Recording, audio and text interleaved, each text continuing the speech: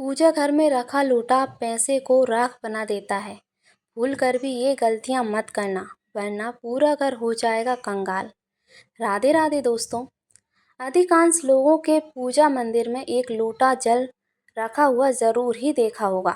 यदि यह एक लोटा जल सही विधि से ना रखा जाए तो यही लोटा धीरे धीरे घर की धन संपदा और सुख शांति को कम करने लगता है।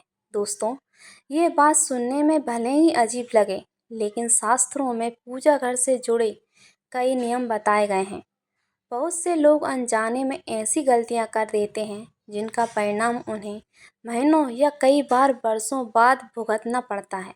क्योंकि कई बार देखा जाता है कि घर में अचानक धन हानि होने लगती है, बिना कारण झगड़े बढ़ जाते हैं, किसी न किसी को बीमारी घेर लेती है, मानसिक तनाव बढ़ जाता है या फिर बहुत मेहनत करने के बाद भी सफलता नहीं मिलती है।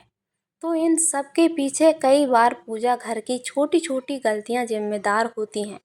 इसलिए आज के इस वीडियो में हम आपको बताएंगे कि पूजा मंदिर में रखा हुआ लोटा जल इतना महत्वपूर्ण क्यों माना जाता है। साथ ही ये भी जानेंगे कि लोटा किस धातु का होना चाहिए और किस प्रकार उसका प्रयोग करना चाहिए, ताकि यह आपके घर के लिए वरदान बने, अभिशाप नहीं। दोस्तों, बहुत से लोग पीतल का लोटा रखते हैं, कुछ लोग तांबे का और कुछ लोग स्टील का भी रखते हैं। लेकिन क्या हर धातु समान फल देती है? क्या हर घर में एक ही नियम लागू होता है? इन्हीं सभी प्रश्नों के उत्तर आज हम विस्तार से समझेंगे। लेकिन उससे पहले यदि आपको यह जानकारी उचित लगे तो वीडियो को लाइक ज़रूर करें, चैनल को सब्सक्राइब करें और कमेंट बॉक्स में जय श्री राधे कृष्णा अवश्य लिखें। दोस्तों, कई बार लोग यह भी कहते हैं कि हम रोज़ पूजा करते हैं, भगवान की आराधना करते हैं, फिर भी हमारे घर में परेशानियां क्यों बनी रहती हैं? आखिर पूजा करने के बाद भी जीवन में सुख शांति क्यों नहीं आती? तो दोस्तों, आज हम इन्हीं सभी सवालों का उत्तर समझने वाले हैं। इसी के साथ पूजा घर में रखा दीपक भी बहुत महत्वपूर्ण होता है। आप में से बहुत से लोग ये सोचते होंगे कि दीपक तो बस जलाना होता है, चाहे वह तांबे का हो, पीतल का हो या स्टील का हो, लोहे का हो, कांसे का हो या फिर मिट्टी का हो। लेकिन कभी कभी गलत दीपक का चुनाव भी घर में बड़ी परेशानियों को जन्म दे सकता है। और केवल दीपक ही नहीं, दीपक की बाती का चुनाव भी उतना ही महत्वपूर्ण माना गया है।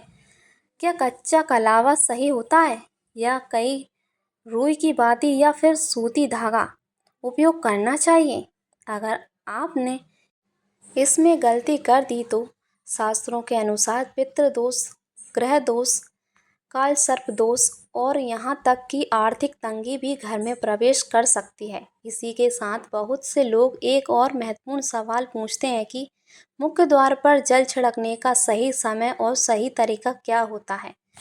क्या यह कार्य स्नान करने के बाद करना चाहिए या बिना स्नान के भी किया जा सकता है? क्या झाड़ू लगाने से पहले जल छिड़कना चाहिए या नहीं?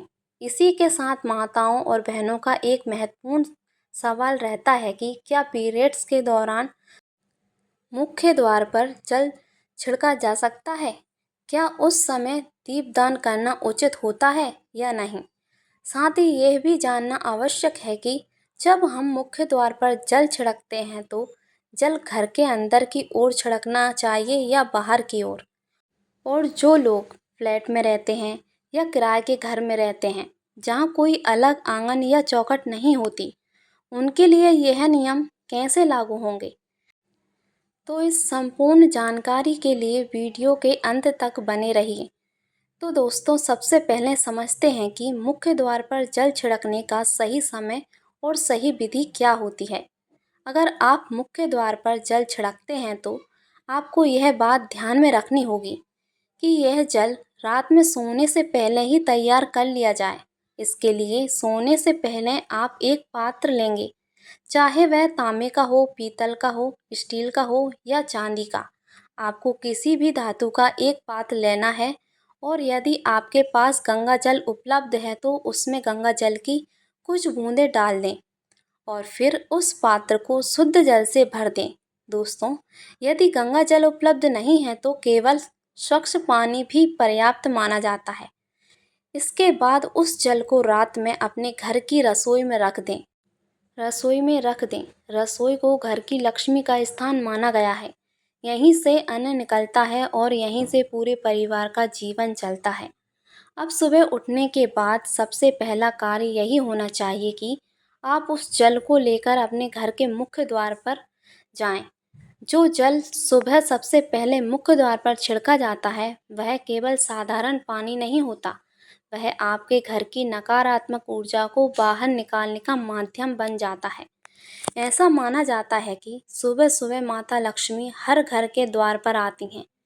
जिन घरों के द्वार साफ सुथरे होते हैं और जहां जल का छिड़काव किया गया होता है, वहां माता लक्ष्मी प्रसन्न होकर प्रवेश करती हैं। इसलिए जल छिड़कते समय अपने मन में माँ लक्ष्मी का ध्यान करें और प्रार्थना करें कि हे माँ लक्ष्मी, आप मेरे घर में प्रवेश करें, मैं आपका स्वागत करती हूँ। इसके साथ ही अपने पितरों का भी स्मरण करें, क्योंकि शास्त्रों के अनुसार घर की दहलीज को पितरों का वास स्थान भी माना गया है। जब आप दहलीज पर जल छिड़कते हैं तो पितृ प्रसन्न होते हैं और अपना आशीर्वाद देते हैं। दोस्तों, अब यहाँ एक बहुत ज़रूरी बात समझ लीजिए। इसके लिए स्नान करना अनिवार्य नहीं है। आप सुबह उठते ही बिना स्नान किए भी यह उपाय कर सकते हैं। इसलिए आपको प्रतिदिन सुबह उठकर शांत मन से और श्रद्धा के साथ यह कार्य अवश्य करना है। अब कई माताएं बहनें सुबह उठते ही सबसे पहले झाड़ू लगा देती हैं और इसके बाद जल का छिड़काव करती हैं, जबकि कुछ माताएं बहनें पहले जल छिड़कती हैं और उसके बाद झाड़ू लगाती हैं। तो आखिर सही तरीका क्या है? शास्त्रों के अनुसार सुबह उठने के बाद सबसे पहला कार्य जल का छिड़काव होना चाहिए, ना कि झाड़ू लगाना। क्योंकि जब आप झाड़ू लगाते हैं तो घर की ऊर्जा को हिलाते हैं और यदि झाड़ू लगाने से पहले जल का छिड़काव नहीं किया गया तो नकारात्मक ऊर्जा घर के भीतर ही फैल सकती है। इसलिए सुबह उठते ही सबसे पहले बिस्तर पर ही अपनी दोनों हथेलियों को देखना चाहिए और माता लक्ष्मी का स्मरण करना चाहिए। यदि आप चाहें तो मन ही मंत्र यह मंत्र भी बोल सकते हैं। करा कराग्रे वस्ते लक्ष्मी, करमध्ये सरस्वती, करमूले तु गोविंदः, प्रभाते कर दर्शनम। इसके बाद दोनों हाथ जोड़कर ईश्वर को प्रणाम करें। फिर धरती माता को स्पर्श करके उनसे क्षमा याचना करें और धीरे से अपना दाहिना पैर भूमि पर रखें। अब बिना किसी देरी के रसोई में जाएं।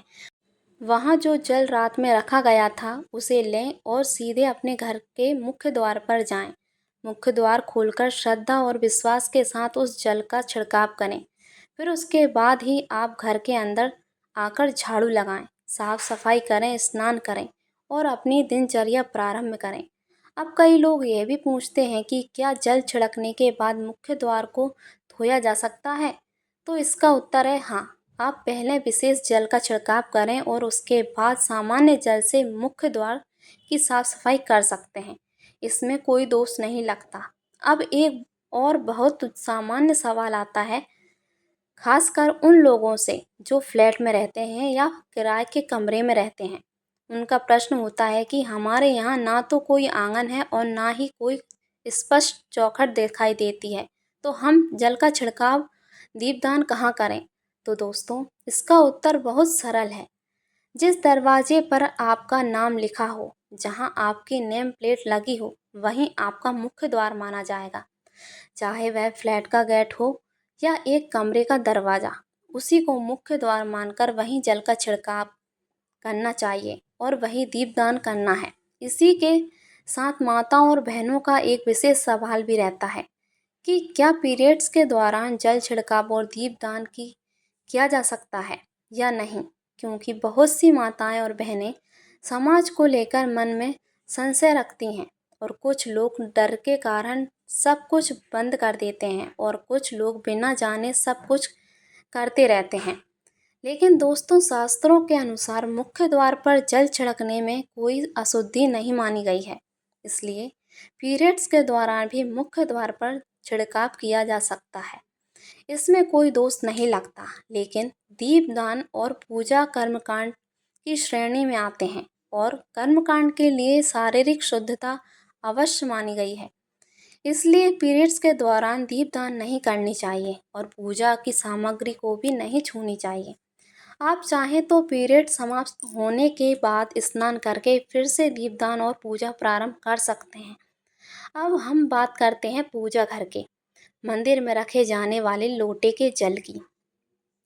क्योंकि कई लोग कहते हैं कि लोटा रखने से क्या होता है, या फिर हम तो भगवान को केवल फूल और अगरबत्ती ही चढ़ाते हैं, इतना ही काफ़ी है। लेकिन शास्त्रों के अनुसार मंदिर में रखा हुआ जल केवल पानी नहीं होता, वह एक ऊर्जा पात्र बन जाता है। जब आप पूजा करते हैं, मंत्र जपते हैं और भगवान से प्रार्थना करते हैं, तो उन सभी की सकारात्मक ऊर्जा उस जल में समाहित हो जाती है। इसलिए कहा गया है कि सुबह पूजा करते समय मंदिर में एक लोटा जल अवश्य रखना चाहिए और साथ में दीपक भी जलाना चाहिए। यह जल और अग्नि का संतुलन होता है। जल शांति का प्रतीक है और अग्नि शक्ति का। साथ ही पूजा समाप्त होने के बाद उस जल को फेंकना नहीं है। अगली सुबह जब आप फिर से पूजा करने जाएं तो सबसे पहले उसी जल का उपयोग करना चाहिए।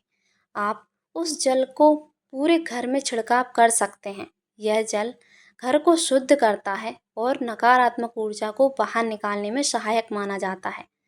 कई बार देखा गया है कि जहां दवाइयां असर नहीं करती, वहां यह अभिमंत्रित जल भी सकारात्मक प्रभाव दिखा देता है। यदि घर में कई व्यक्ति बीमार है, तो दवा के साथ साथ उसे यह जल भी दिया जा सकता है। ऐसा माना जाता है कि इससे दवाइयों का प्रभाव जल्दी दिखाई देने लगता है। यदि घर में लगातार कलह, झगड़े और मानसिक तनाव बना रहता है, तो परिवार के सभी सदस्यों इस जल का थोड़ा थोड़ा ग्रहण कर सकते हैं। धीरे धीरे विचारों में शांति आने लगती है और घर का वातावरण भी सकारात्मक होने लगता है। जो लोग व्यापार करते हैं, वे अपनी दुकान या ऑफिस में इस जल का छिड़काव कर सकते हैं। ऐसा करने से कार्यों में आने वाली बाधाएं धीरे धीरे कम होने लगती हैं और वातावरण भी शुद्ध बनने लगता है। दोस्तों, अब कई लोग यह प्रश्न भी पूछते हैं कि यदि मंदिर में रखा हुआ जल खुला रहने के कारण उसमें कीड़े पड़ जाएं तो क्या करना चाहिए। तो इसका बहुत सरल उपाय है। जब आप पूजा समाप्त करें तो उस जल को किसी छोटी प्लेट या कटोरी से ढक दें। इससे वह जल सुरक्षित और शुद्ध बना रहता है। लेकिन यहाँ एक बात विशेष रूप से ध्यान रखने योग्य है कि मंदिर में रखा हुआ जल कभी भी तुलसी के पौधे में नहीं चढ़ाना चाहिए, क्योंकि यह जल सभी देवी देवताओं द्वारा स्वीकार किया गया माना जाता है।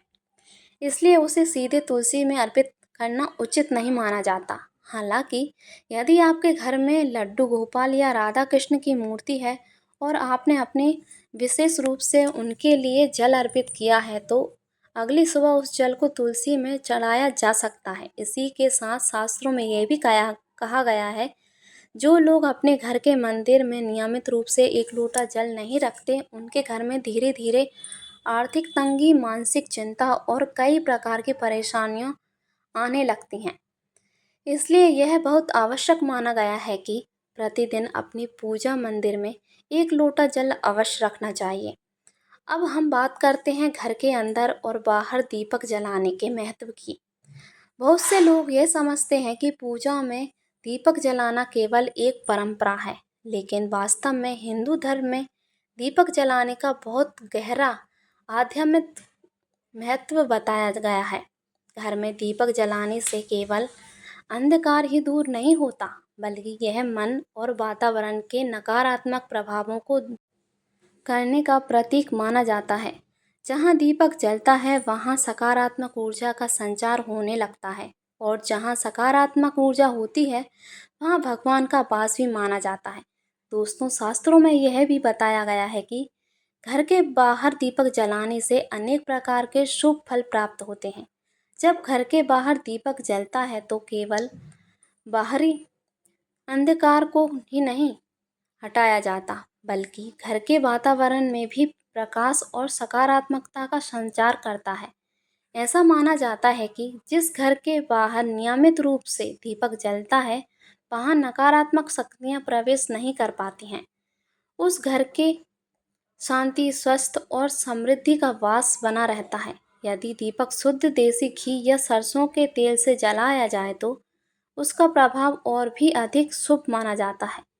दीपक से निकलने वाला धुआं वातावरण में स्वभावता फैलाने में सहायक माना गया है और घर के वातावरण को शुद्ध करने में भी इसका महत्व बताया गया है। कहा जाता है कि जिन घरों में नियमित रूप से दीपक जलाया जाता है, वहां माता लक्ष्मी की कृपा बनी रहती है। यदि दीप को पूर्व दिशा की ओर रखकर जलाया जाए तो व्यक्ति को दीर्घायु प्राप्त होती है और यदि उत्तर दिशा में दीपक जलाया जाए तो धन और समृद्धि में वृद्धि होती है। इस प्रकार दीप जलाना केवल पूजा का एक छोटा सा नियम नहीं, बल्कि जीवन में प्रकाश और सकारात्मकता लाने का एक माध्यम माना गया है। अब हम बात करते हैं दीपक के प्रकार और उसके सही चयन की। बहुत से लोग ये सोचते हैं कि पूजा के लिए कोई भी दीपक उपयोग किया जा सकता है, चाहे वो लोहे का हो, स्टील का हो, तांबे का हो, पीतल का हो या फिर मिट्टी का हो। लेकिन शास्त्रों में दीपक के चयन को भी बहुत महत्वपूर्ण माना गया है। यदि दीपक का चुनाव सही ना हो तो इसका प्रभाव घर के वातावरण पर भी पड़ सकता है। ऐसा कहा गया है कि स्टील के दीपक से पूजा करने पर शनि की असंतुष्टि बढ़ सकती है। लोहे का दीपक घर में कठिनाइयों और दरिद्रता को आमंत्रित कर सकता है। इसी प्रकार कांच के दीपक को भी पूजा के लिए शुभ नहीं माना गया है, क्योंकि इससे राहु और केतु का प्रभाव बढ़ने की बात कही जाती है। इसलिए पूजा के लिए तांबे, पीतल या मिट्टी के दीपक को सबसे शुद्ध माना गया है। यह घर में सुख, शांति और समृद्धि को बनाए रखने में सहायक माने जाते हैं। अब बात आती है दीपक की बाती की। बहुत से लोग कई इस विषय पर ध्यान नहीं देते, लेकिन शास्त्रों में दीपक की बाती को भी उतना ही महत्वपूर्ण बताया गया है जितना कि स्वयं दीप को। दीपक की बाती के लिए कच्चा कलावा या सूती रुई का उपयोग सबसे उत्तम माना गया है। शुद्ध सूती धागे से बनी बाती भी उपयोग की जा सकती है। कहा गया है कि यदि बाती सही ना हो तो पूजा का पूर्ण फल प्राप्त नहीं हो पाता। इसलिए दीपक जलाते समय यह ध्यान रखना चाहिए कि दीपक भी सही हो और उसकी बाती भी शुद्ध और उचित हो। तब आप करते हैं मंदिर में घंटी और ताली बजाने के महत्व की। जब भी हम मंदिर में पूजा करते हैं और उस समय घंटी बजाते हैं तो उसका एक विशेष आध्यात्मिक महत्व बताया गया है। ऐसा माना जाता है कि घर या मंदिर में घंटी बजाई जाती है तो उस ध्वनि से वातावरण में एक सकारात्मक कंपन उत्पन्न होता है। शास्त्रों में यह भी कहा गया है कि घंटी की ध्वनि से नकारात्मक ऊर्जा दूर होती है और पूजा का वातावरण पवित्र बनता है। कहा जाता है कि जब कोई व्यक्ति श्रद्धा से भगवान के सामने घंटी बजाता है तो उसके द्वारा किए गए जप, दान और साधना का पुण्य फल भी बढ़ जाता है। इसी प्रकार ताली बजाने का भी अपना महत्व बताया गया है। जब हम भजन करते हैं या भगवान की स्तुति करते हैं और उस समय 3 बार ताली बजाते हैं तो इससे मन और वातावरण दोनों में सकारात्मकता का संचार होता है। दोस्तों, यह भी ध्यान रखना चाहिए कि घंटी केवल पूजा या भजन के समय ही बजानी चाहिए। उसके खेल खिलौने की तरह बार बार नहीं बजाना चाहिए। यदि मंदिर बंद होने के बाद या बिना किसी कारण के बार बार घंटी बजाई जाए तो शास्त्रों के अनुसार यह शास्त्रों के अनुचित नहीं माना गया है। इसलिए घंटी हमेशा श्रद्धा, प्रेम और सम्मान के साथ ही बजानी चाहिए। इसके साथ ही घंटी बजाने का समय भी महत्वपूर्ण माना गया है।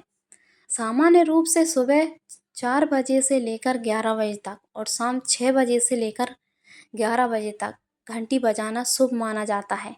कहा जाता है कि रात के 12 बजे के बाद देवता विश्राम में होते हैं, इसलिए उस समय घंटी बजाना उचित नहीं माना जाता। तो दोस्तों, यदि आपको यह जानकारी उपयोगी लगी हो तो वीडियो को लाइक अवश्य करें और चैनल को सब्सक्राइब करके कमेंट में यह ज़रूर बताएं कि आप यह वीडियो कहाँ से देख रहे हैं। वीडियो को आखिरी तक देखने के लिए आप सभी का धन्यवाद।